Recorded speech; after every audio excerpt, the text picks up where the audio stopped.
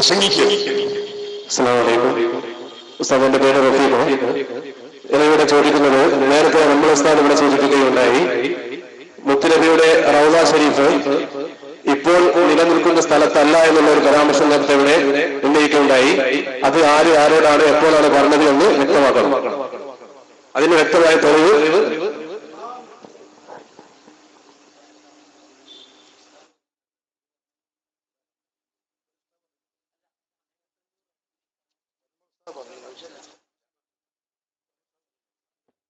നിങ്ങൾ എന്താണ് ഉസ്താദ് പറഞ്ഞ ഒരു വിഷയമാണ്.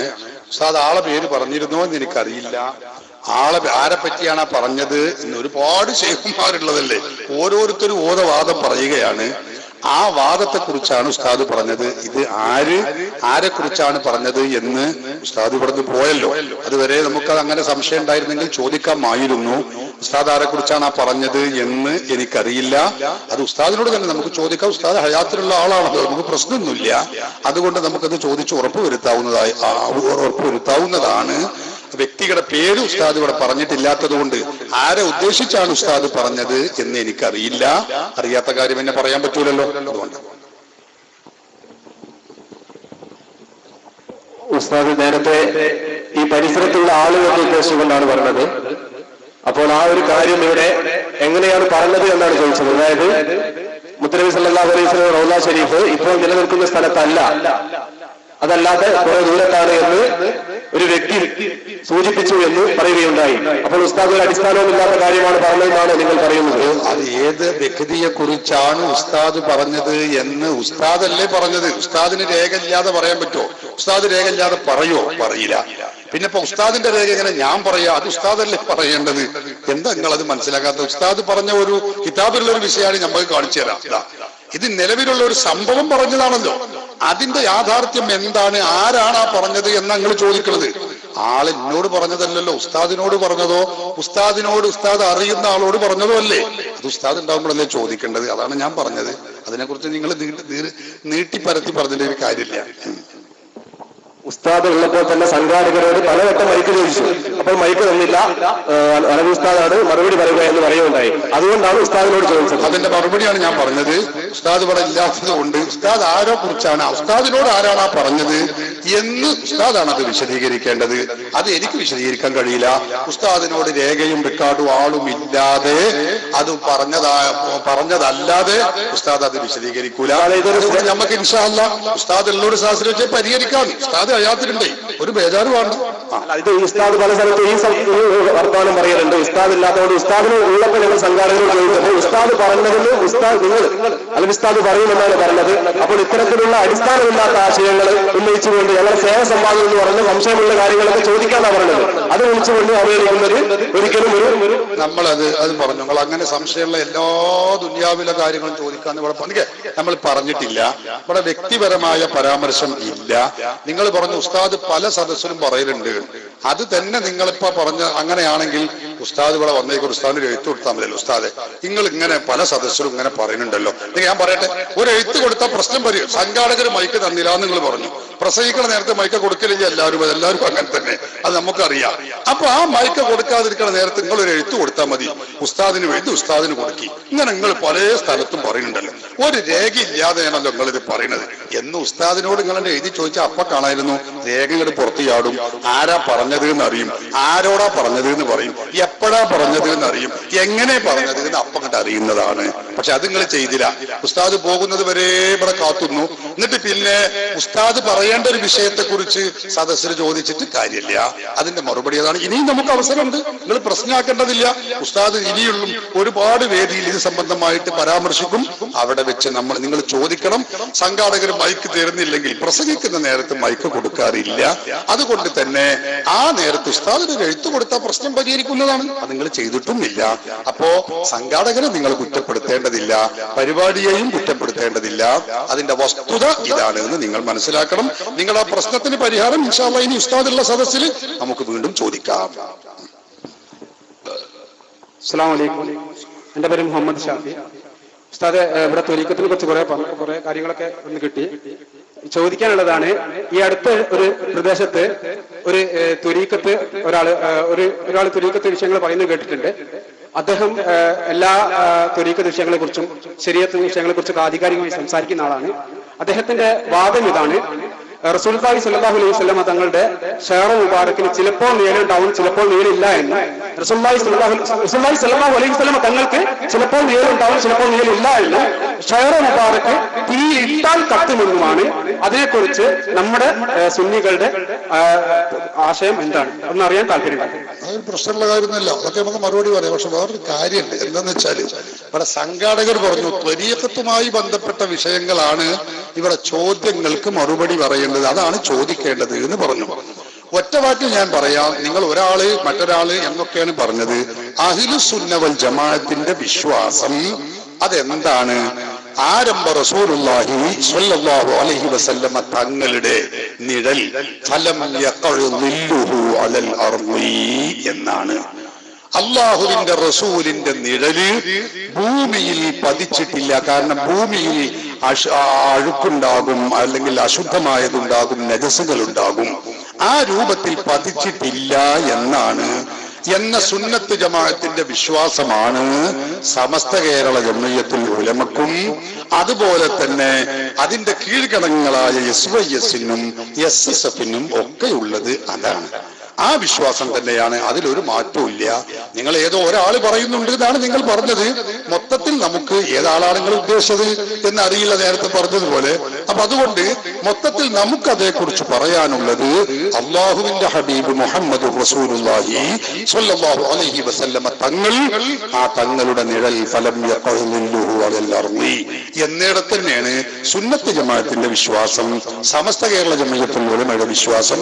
അതിൽ യാതൊരു മാറ്റവും ഇല്ല എന്ന് ആവർത്തിച്ച് നിങ്ങളെ അറിയിക്കുകയാണ്.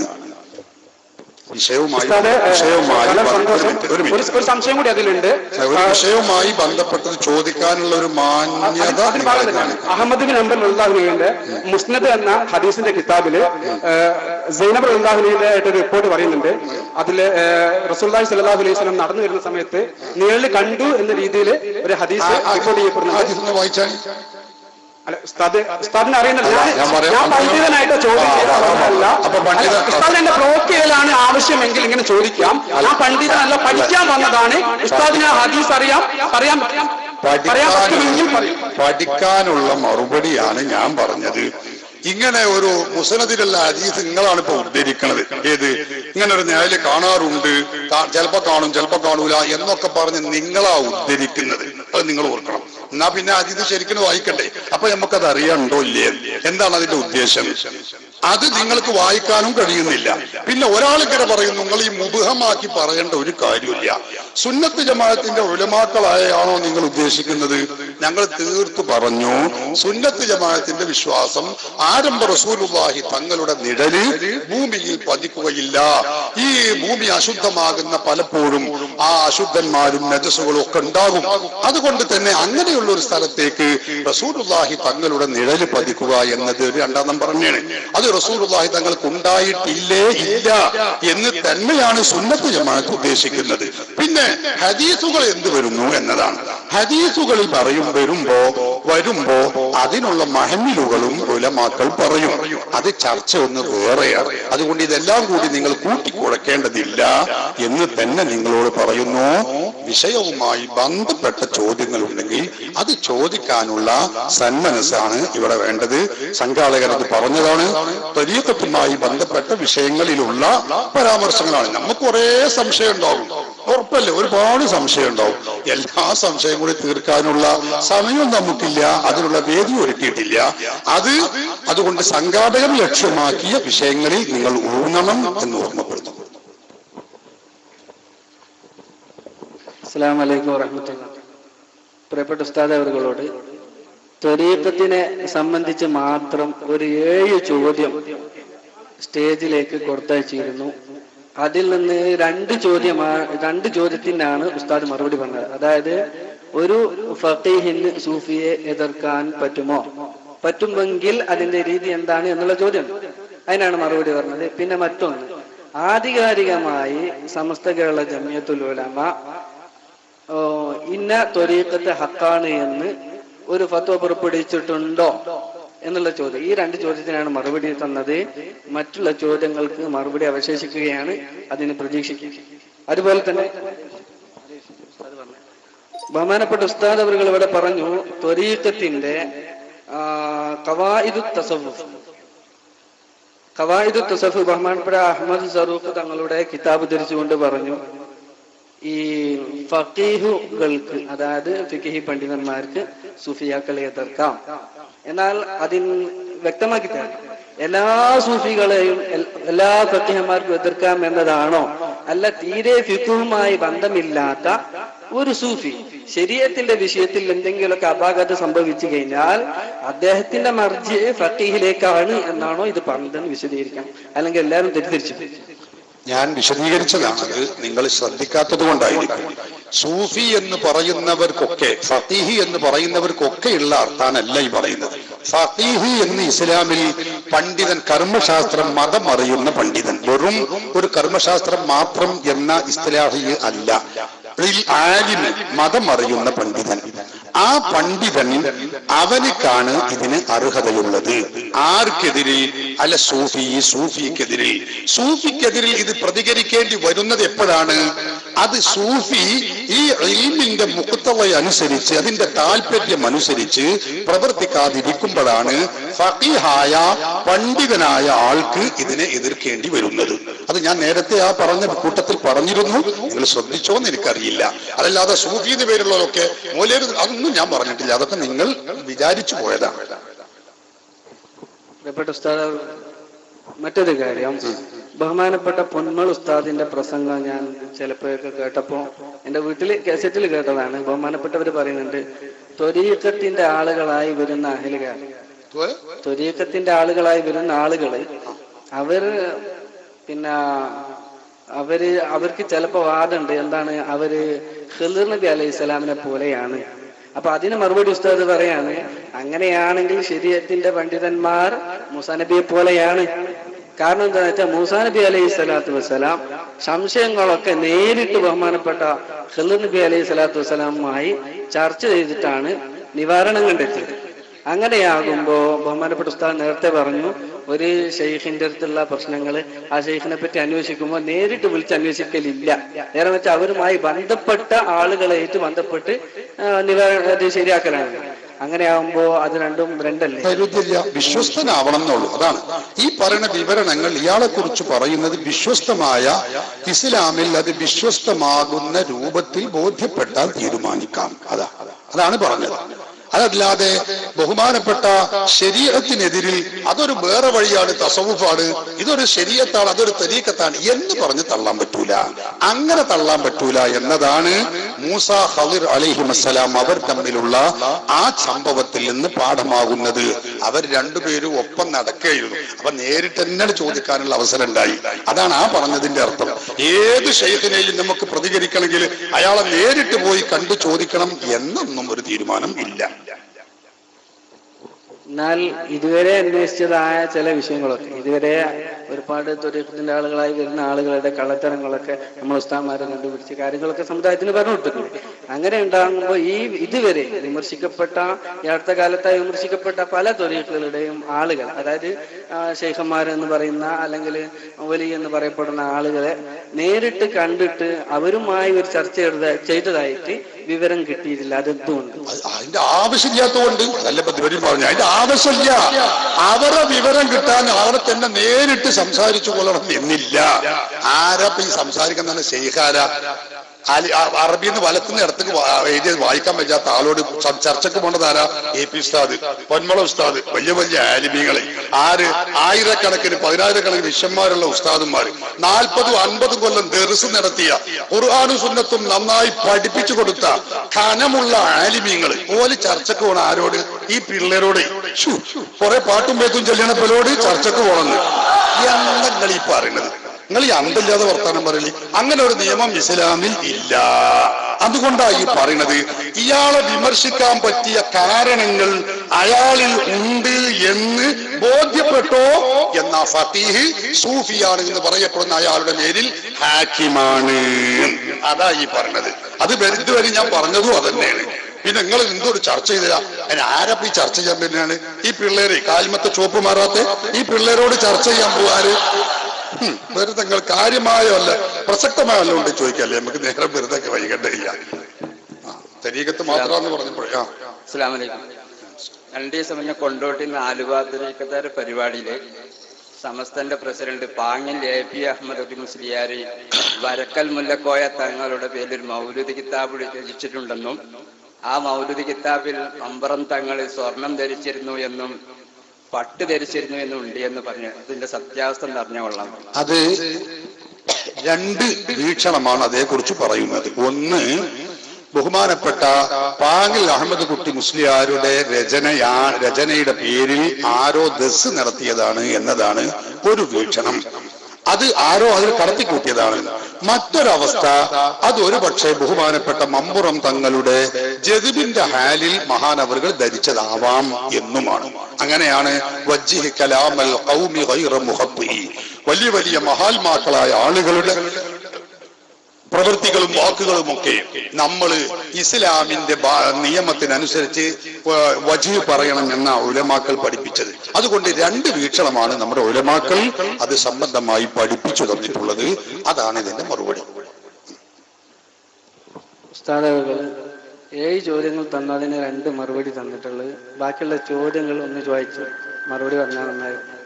അത് ഒന്നാമത് ആ എഴുത്ത് തന്ന ഒരു എഴുത്തുകളുണ്ട്. എഴുത്തിൽ പ്രസക്തമായ ചോദ്യങ്ങൾ 2 എണ്ണമേ നമുക്ക് തോന്നിയുള്ളൂ. അതുകൊണ്ടാണ്. മറ്റൊരു കാര്യം, ഒരു വാറോല തന്നിട്ടുണ്ട്. ആളെ പേരോ ഒരു പേര് പോലും ഇല്ല. വാപ്പാന്റെ പേരൊന്നും ആടും വേണ്ട, ഒരു പേര് പോലും അതിലില്ല. അപ്പൊ അത് നമുക്ക് മുഖവിലേക്ക് എടുക്കേണ്ടതേ ഇല്ല. പിന്നെ ഇവിടെ ഒരു ചോദ്യോത്തരം നടന്നോട്ടെ എന്ന് കരുതിയിട്ട് ഞങ്ങൾ മഹളായ പകരുകൊണ്ട് പറഞ്ഞു പോയതാ. മനസ്സിലായി നിങ്ങൾ? അതൊന്നും അത്തരം ചോദ്യങ്ങൾ ഒരു കടലാസിൽ ഒരാൾ വീട്ടിൽ നിന്ന് എഴുതിണ്ടാക്കുക, ഒരു 101 ചോദ്യങ്ങൾ എഴുതിണ്ടാക്കുക, ഒരു ഉദാഹരണം, എന്നിട്ടാണ് കൊടുത്തേക്കുക. ആളെ പേരുണ്ടോ, പാപ്പാന്റെ പേരുണ്ടോ, ആരാ തന്നത്, ഏതാ, അങ്ങനെയുള്ളതൊന്നും പരിഗണിക്കാറില്ല. നിങ്ങളാണ് ഇപ്പൊ തന്നത് എന്ന് എനിക്കറിയില്ല. നിങ്ങളിപ്പോ ഈ സംസാരിക്കുമ്പോഴാണ് അത് പറയുന്നത്. അപ്പൊ അതുകൊണ്ട് അതൊരു പൊതു മാന്യതയാണ്. നിങ്ങൾ ഇനിയെങ്കിലും മനസ്സിലാക്കണം. ഒരു എഴുത്ത് കൊടുക്കുമ്പോ അവനാന്റെ പേര്, പാപ്പാന്റെ പേര്, അല്ലെങ്കിൽ പിന്നെ നാട്, ഇതൊക്കെ എഴുതി കൊടുക്കുക ഒരു സാമാന്യ മര്യാദയാണ്. അതിവിടെ ഇല്ലാത്തതുകൊണ്ട് നമ്മൾ അവഗണിച്ചതാണ്. അതുകൊണ്ട് തന്നെ ആ പ്രസക്തമായത് എന്ന് ഞങ്ങൾക്ക് തോന്നിയതും പിന്നെ നമ്മൾ തുടങ്ങേണ്ട 2 എണ്ണം എന്തെങ്കിലും എന്ന് കരുതി പറഞ്ഞതാണ്. തുടങ്ങിയത് ഞങ്ങളെ മഹളായ പതിര് കൊണ്ടാണ്. നിങ്ങൾ തന്ന ചോദ്യമാണ് എന്ന നിലക്കല്ല എന്ന് തന്നെ ആവർത്തിക്കുന്നു. ഉസ്താദെ, ആ ചോദ്യം പ്രസക്തല്ല എന്നുള്ളത് മനസ്സിലായി. അത് ഉസ്താദിന്റെ ധാരണ പ്രകാരം. പക്ഷെ ഇവിടെയുള്ള ആളുകളും കൂടി ആ ചോദ്യം അറിയട്ടെ, അതിനുള്ള ഉത്തരവ് ഉസ്താദ് പറയണമെന്ന് അപേക്ഷിച്ചു.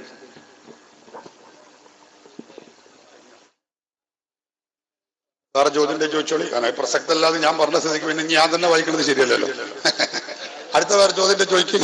നേരം കളയുന്നത്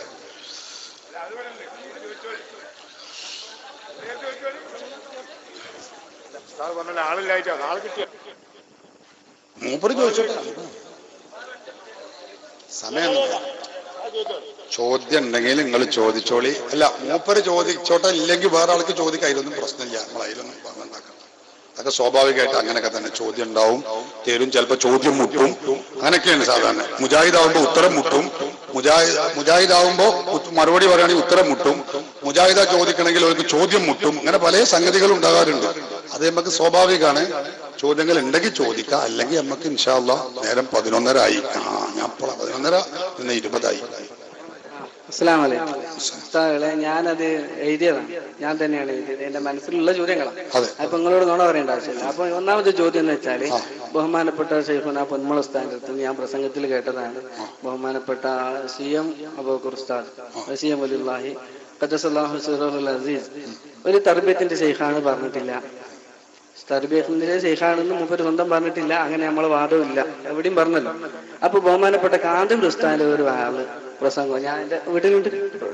അപ്പൊ അതിന് കേട്ടു ബഹുമാനപ്പെട്ട കാന്തപുര ഉസ്താദുണ്ട്, ഖുത്ബുൽ ആലം CM അടൂർ അബൂബക്കർ ഉസ്താദ് എന്ന് പറഞ്ഞിട്ട് പറയുന്നത് ബഹുമാനപ്പെട്ട ആ മഹാന്റെ ബർക്കത്ത് കൊണ്ടാണ്, അതായത് അവരുടെ ഒക്കെ നിയന്ത്രണം കൊണ്ടാണ്, തർബിയത്ത് കൊണ്ടാണ് നമ്മളൊക്കെ ഈ നിലയിലെത്തിയതെന്നും ഇപ്പോഴും അവർ ബന്ധപ്പെട്ടവരെ നിയന്ത്രിച്ചു കൊണ്ടിരിക്കുന്നൊക്കെ പറയുന്നു. അപ്പൊ ഇത് രണ്ടും വൈരുദ്ധ്യല്ലേ? നമ്മൾ എങ്ങനെ പ്രതികരിക്കും? അത് വൈരുദ്ധ്യമായിട്ട് തോന്നേണ്ട കാര്യമൊന്നുമില്ല. അത് മറുപടി ഉസ്താദിന്റെ പ്രസംഗത്തിൽ പറഞ്ഞതാണ്. അതെന്താ? മടവൂർ തങ്ങള്, മടവൂർ ഷെയ്ഖ് എവിടെയെങ്കിലും തരീകത്ത് കൊടുത്ത് നിങ്ങൾ ആരെങ്കിലും കേട്ടിട്ടുണ്ടോ? ഒരു മടവൂർ തരീകത്ത് എവിടെയെങ്കിലും കേട്ടിട്ടുണ്ടോ എന്ന് ഇവിടെയുള്ളവരോടൊക്കെ ചോദിച്ചല്ലേ. നമ്മളാരും കേട്ടിട്ടില്ല. ഉസ്താദ് അതാണാ പറഞ്ഞത്. അങ്ങനെ ഞാനാ കേട്ടിട്ടില്ല. കഴിഞ്ഞല്ലോ, വിഷയം തീർന്നല്ലോ. അതുകൊണ്ട് ബഹുമാനപ്പെട്ട മടവൂർ തങ്ങള് നിയന്ത്രണമില്ലാന്നോ മൂപ്പരുടേത് മൂപ്പര് നമ്മളെ നിരീക്ഷിക്കുന്ന അതൊന്നും അതിന് അർത്ഥമില്ല. അതില്ലാന്ന് അത് വലിയായ മഹാത്മാക്കളായ ആളുകൾ പലർക്കും ഉള്ളതാണ്. അതുകൊണ്ട് CM വലിയുള്ളാഹി താഴെയാകുന്നോ സ്ഥാനം കുറയുന്നോ ഒന്നും ആരും പറഞ്ഞിട്ടില്ല. ഉസ്താദ് തന്നെ പറഞ്ഞില്ല വലിയ മഹാനാണ്. ഇതൊക്കെ പാടെ കൂട്ടിക്കെട്ടി ഇതെന്തോ ഒരു വൈരുദ്ധ്യമാണ് നിങ്ങൾ ധരിച്ചതാണ് വൈരുദ്ധ്യം. അവിടെ കുഴപ്പം. ഇതൊരു വലിയ കുഴപ്പമുള്ള ഒരു സംഗതിയാണ്. ഒരു ഉസ്താദ് കുത്തുബൽ ആലെന്ന് പറഞ്ഞു, മറ്റേ ഉസ്താദ് പറഞ്ഞു, പൊന്മള ഉസ്താദ് പറഞ്ഞു, മടവൂർ ഷെയ്ഖ് മടവൂർ തരീക്കത്ത് ഇവിടെ കൊടുത്തിട്ടില്ല, ഉണ്ടെങ്കിൽ എല്ലാവരും മടവൂർ തരീക്കത്ത് ആവൂലേ എന്ന് പറഞ്ഞു. ഇത് തമ്മിൽ വൈരുദ്ധ്യമില്ല. ഉണ്ട് നിങ്ങളെന്തോ അങ്ങനെ പറഞ്ഞപ്പോ അതൊരു ഹലാക്കാവുമല്ലോ. ഒന്നും ആവൂല, ഒരു ഹലാക്കും ആവൂല, ഒരു വൈരുദ്ധ്യം ആവൂല. അത് ധരിച്ചിടത്തുള്ള തകരാറാണ് നിങ്ങൾക്ക് എന്ന് മനസ്സിലാക്കുന്നത്. ബഹുമാനപ്പെട്ട ഉസ്താദ്, മറ്റൊരു ചോദ്യം അതിൽ ചോദിച്ചിട്ടുള്ളത്, അതായത് ഇവിടെ തർബിയത്ത് എന്നുള്ളത് കൊണ്ട് ഉദ്ദേശിക്കുന്നത്, ഒരു ഷെയ്ഖിന്റെ അടുത്ത് ഉണ്ടാകുന്ന തർബിയത്ത് എന്നുള്ളത് കൊണ്ട് ഉദ്ദേശിക്കുന്നത് ആ ഷെയ്ഖുമായി ബൈഅത്ത് ചെയ്ത ഒരു മുരീദ് യാതൊരുവിധ മോശമായ കാര്യങ്ങളിലും ഇടപെടാതെ അദ്ദേഹത്തെ ആ ഷെയ്ഖ് സംരക്ഷിക്കണം എന്നതാണോ ആ തർബിയത്തിന്റെ മാന? അതാണ് ഞാൻ നേരത്തെ ഗസാലി ഇമാമിന്റെ, എനിക്കറിയാം അതൊക്കെ സാധാരണ സംശയമാണ്. ഗസാലി ഇമാമിന്റെ കിതാബ് അയ്യുഹൽ വലദ് എന്ന കിതാബ് എടുത്ത് ഞാൻ വായിച്ചു. നിങ്ങൾ ശ്രദ്ധിച്ചോന്ന് എനിക്കറിയില്ല. അതിൽ പറഞ്ഞതെന്താ? തെർബിയത്ത് എന്ന് പറയുന്ന പ്രവർത്തനം അത് യുഷ്ബിഹു ഫിഅലൽ ഫല്ലാഹീന, ഒരു കർഷകന്റെ പ്രവർത്തനത്തോട് സമാനമാകും. അതാണ് തെർബിയത്ത്. എന്താ കർഷകൻ ചെയ്യുന്നത്? കളകളെ പിഴുതു മാറ്റുക. അപ്പൊ മുരീദാകുന്ന നമ്മുടെ കൽബിലുള്ള കളകളെ പിഴുതു മാറ്റാൻ കഴിയണം. അതാണ് മുരീദ്, അതാണ് ഷെയ്ഖ് എന്ന് പറഞ്ഞത്. അതാ തെർബിയത്ത്, അതാ മുറബി. ഈ ചെയ്യുന്ന പ്രക്രിയക്കാണ് തെർബിയത്ത് എന്ന് പറയാം. മനസ്സിലായോ? അത് നിന്റെ വകയല്ല. ഇപ്പൊ നിങ്ങൾ അങ്ങനെ ധരിക്കരുത്. ബഹുമാനപ്പെട്ട ഇമാം ഗസാലിയുടെ നിസാലത്തു അയ്യുഹൽ വലദ് എന്ന കിതാബിലുള്ളതാണ്. നമുക്ക് നോക്കിയാൽ കാണാം. അതൊക്കെ വാങ്ങാൻ കിട്ടുന്ന കിതാബല്ലേ. അതിൽ പറഞ്ഞിട്ടുള്ള കാര്യമാണ്. ഞങ്ങളെ വക ഒന്നും പറഞ്ഞിട്ടില്ല. അപ്പൊ ഇനി നിങ്ങൾ ചിന്തിച്ചു നോക്കി. ഞാനതാ പറഞ്ഞത്, ഇന്നുള്ള ഷെയ്ഖ് മുരീദ് പറഞ്ഞുകൊണ്ട് ഓന്റെ കൽബിലുള്ള കള അവിടെ നിൽക്കട്ടെ. ആരെ? മുരീദിന്റെ കൽബിലുള്ള കള അവിടെ നിൽക്കട്ടെ. ഇവന്റെ കൽബൊന്ന് വൃത്തിയാക്കാൻ ഈ കള പറിച്ചാൽ നമ്മളിപ്പോ ആരെ നോക്കുക എന്നപ്പോൾ അവിടെ ഇപ്പൊ ഞങ്ങളുള്ളത്. മനസ്സിലായോ? മുരീദിന്റെ കൽബ് നോക്കി നമുക്കറിയാം. ആലിമീങ്ങളെ മേക്കട്ട് ഇങ്ങനെ മറ്റേ ഈർഷ്യതയും വെച്ച് നിൽക്കണേ. ഓന്റെ കൽബില് കളല്ലാതെ വേറെന്താ ഉള്ളത്? അത് പറഞ്ഞാൽ നിങ്ങൾ അതാ ആ ജാതി മുരീദന്മാരുടെ അവസ്ഥ. അതാ ഗസാലി ഇമാമും പറഞ്ഞത്. ഇത് കളകളാൽ സമ്പന്നമായ മലീമസമായ ഒരു ഹൃദയമായി മാറിയിട്ടുണ്ട് ഈ ജാതി മുരീദ്. അത് തെർബിയത്തല്ല. അതാണ് ബഹുമാനപ്പെട്ട മഹാനായ ജുനൈദുൽ ബഗ്ദാദി തങ്ങൾ പറഞ്ഞത്. ഫറുദ്ദഹു, തള്ളിക്കൊ നീ എന്ന് പറഞ്ഞ അതാ. അതുകൊണ്ടാണ് ഞങ്ങൾ ഈ തള്ളണത്. ഒരാള് നല്ലവർക്ക് ചെയ്യുകയാണെങ്കിൽ ഞമ്മക്കിപ്പോ എന്താണ്? ഒരു മനുഷ്യൻ പറഞ്ഞ നല്ലൊരു ഷെയ്ഖായി നമുക്ക് സന്തോഷമല്ലേ? അങ്ങനത്തെ ഒരാളെ കിട്ടാൻ കാത്തിരിക്കല്ലേ നമ്മള്?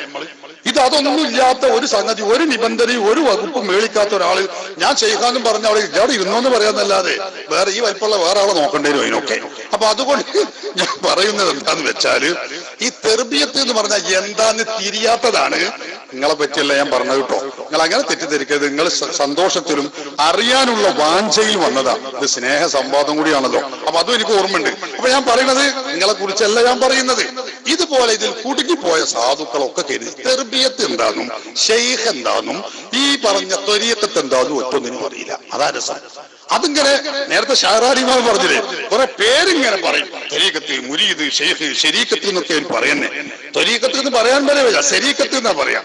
ഈ ജാതി കുറെ ആളുകളുടെ ഒരു സംഗതിയാണിത്. ഇതും യഥാർത്ഥവുമായി ഒരു ബന്ധമില്ല. കാരണം ഇതൊക്കെ അവരുടെ 900-ലും 800-ലും ഈ സംഗതി ഇല്ലാതായിട്ടുണ്ട് എന്ന് പറഞ്ഞാൽ, നാശവും ഫിത്നയും ഫസാദും വർദ്ധിച്ച ഈ കാലത്ത് ഓരോ സ്റ്റോപ്പിൽ ഓരോ തരീഖത്തും ഷെയ്ഖ് ഉണ്ടാകുക പറഞ്ഞാല് ചിന്തിക്കാൻ കഴിയുന്നുണ്ട്. എന്താ ഈ പറയുന്നത്? നമ്മളെ തലയിലൊന്നും ഒന്നുമില്ലേ? എനിക്ക് ചോദിക്കാൻ തോന്നിപ്പോവാണ് സഹോദരന്മാരെ. അപ്പൊ അത് ചിന്തിക്കാത്തത് കൊണ്ടാണ്. അത് ഞാനും അദ്ദേഹം സത്യാന്വേഷിയായി നല്ല മനസ്സോടെ ചോദിക്കുകയാണ്. നിങ്ങളെ മനസ്സിന്, നല്ല മനസ്സിന് ഞാൻ നന്ദി പറയുകയാണ്. അങ്ങനെ അറിയാത്തത് ചോദിച്ചും പഠിച്ചും നിങ്ങൾ മനസ്സിലാക്കണം. വക്രതയും ഈർഷ്യതയും കുബുദ്ധിയും മറ്റൊരാളെയുള്ള അതൊന്നും മുരീദന്മാർക്ക് ഉണ്ടാകാൻ പറ്റൂല. മുരീദ് അല്ലാത്തവർക്ക് ഉണ്ടാകാൻ പറ്റില്ല. പിന്നല്ലേ മുരീദിന് ഇതിപ്പോ കൂടുതലുള്ളത് ഈ മുരീദന്മാർക്കാണ്. പിന്നെ എന്ത് തരീഖത്ത്? അതാ ഞങ്ങൾ ഈ പറയണത്. അപ്പൊ അതുകൊണ്ട് അതങ്ങനെ മനസ്സിലാക്കണം.